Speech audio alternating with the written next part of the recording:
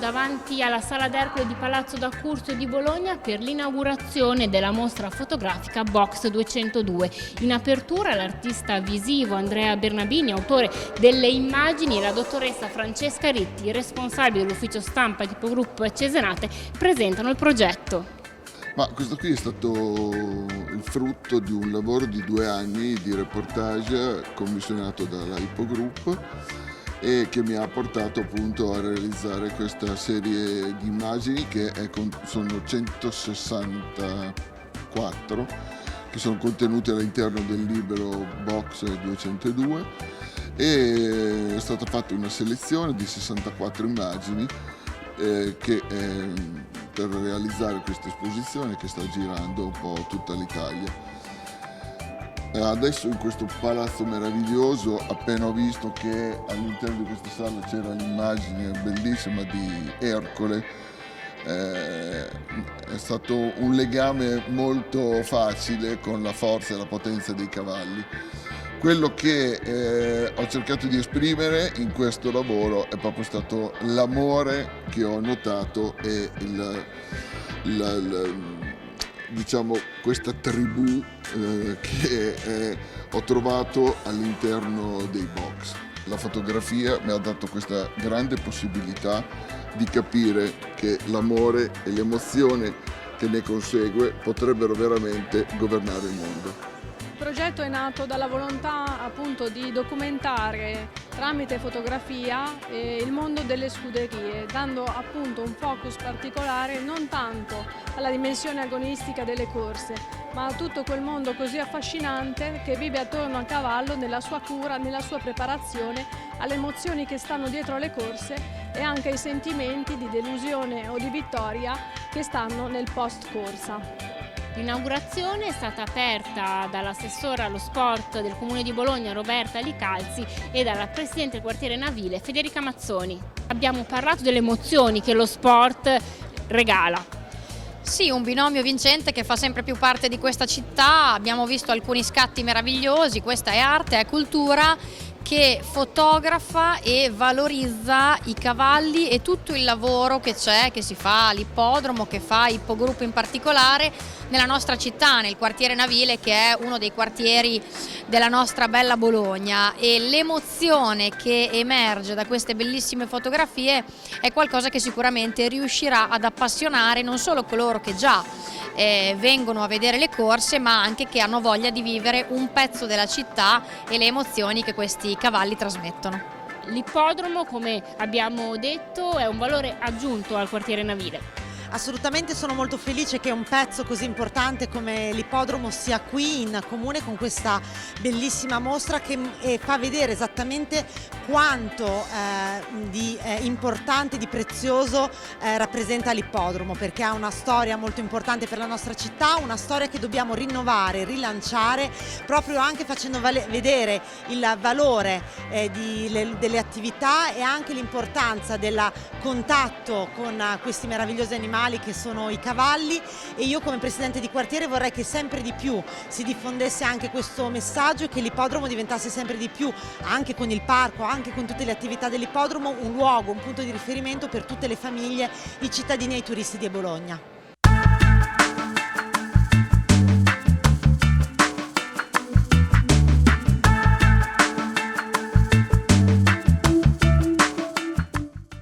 Siamo con il presidente di Ipogroup Cesenate, Massimo Umberto Antoniacci. Presidente, la mostra Box 202 approda a Bologna in una location molto prestigiosa. Certamente, Ipogroup è veramente soddisfatto di aver avuto questa location da parte del Comune di Bologna, che io veramente ringrazio direttamente, e ho visto la partecipazione dell'assessore allo sport, che è molto sensibile, molto vicina ai nostri avvenimenti e all'ippodromo. Oggi l'ippodromo di Bologna, oltre alle corse dei cavalli, presenta sempre delle collaterali, degli eventi collaterali che attirano e sono piaciuti dal pubblico e dalle famiglie e dai bambini. Nel corso della giornata abbiamo sentito anche il vicepresidente di Ipogroup Cesenate, Michele Canali. Io dico sempre che l'ippodromo non è solo corse, nel senso che ci possono essere tante attrattive, organizzare eventi, manifestazioni e soprattutto solidarietà. Quest'anno ci saranno sempre i 2 tornei dedicati ai gentleman con 2 obiettivi solidali, che sono uno attraverso la Croce Rossa Italiana, il cui ricavato a fine anno andrà per investimenti di strumenti per salire o scendere scale, quindi un aiuto ai disabili, e poi abbiamo individuato da poco l'obiettivo per il Gentleman for Life, che l'anno scorso era per i bimbi disabili con ipoterapia, quest'anno è Piccoli Grandi Cuori, è un'associazione che parte dal Sant'Orsola, dall'ospedale Sant'Orsola, per bimbi che hanno problemi cardiaci congeniti. Quindi siamo già andati a vedere la loro casa di ospitalità e anche per quest'anno credo che riusciremo a fare un bel lavoro. Sentiamo anche le parole del direttore generale di Ippogroup Cesenate, Marco Fabio Rondoni. Location bellissima, prestigiosissima, alcune delle massime autorità del Comune di Bologna sono venute, come vogliamo dire, a toccare con mano la bontà della scelta che ha avuto il Comune nell'appoggiare questa nostra iniziativa. Noi è un'iniziativa che, come tu sai, abbiamo avviato a Cesena in giugno, poi siamo stati a Verona, questa dovrebbe essere la degna conclusione, sicuramente nella location più prestigiosa fra quelle che abbiamo utilizzato. Avevamo fatto una discreta campagna di comunicazione, ho visto che è venuta parecchia gente anche non strettamente legata al nostro settore. Adesso la mostra rimane fino al 10 di marzo e spero che la cittadinanza, i turisti, questo è un palazzo dove passano migliaia di persone al giorno, chi per motivi amministrativi, burocratici, chi per turismo. Solo qui davanti ci sono dei pezzi splendidi e quindi spero che nelle prossime settimane, questo se il buongiorno si vede dal mattino, passino qualche migliaia di visitatori. Sarà un modo per comunicare questo rapporto che Andrea Bernabini è riuscito a cogliere benissimo, dell'amore che c'è fra l'uomo e il cavallo. Per noi tutto questo oggi il 10 di marzo chiude il cerchio di questa bellissima iniziativa, speriamo di riuscirne a fare altre in futuro. Diciamo che questo è stato il nostro contributo a cercare di dare una visibilità fuori dai canoni classici dell'ippica al nostro mondo. Credo che il risultato sia sicuramente ottimo. Siamo con Giovanni Arata, responsabile della comunicazione di Bologna Welcome. Giovanni, intanto grazie di essere qui. Bologna Welcome ha subito condiviso le finalità di questo progetto. È proprio così, e grazie a Ippogroup per aver pensato a noi. Per noi è strategico da almeno 2 punti di vista. Da una parte questo investimento, questo lavoro avviato prima del Covid da Ippogroup consente di dare 3 dimensioni alla vita dell'ippodromo, raccontandone ancora con più forza la dimensione culturale per le famiglie e tutto quello che vive intorno alla corsa, intorno alle stalle, intorno ai cavalli.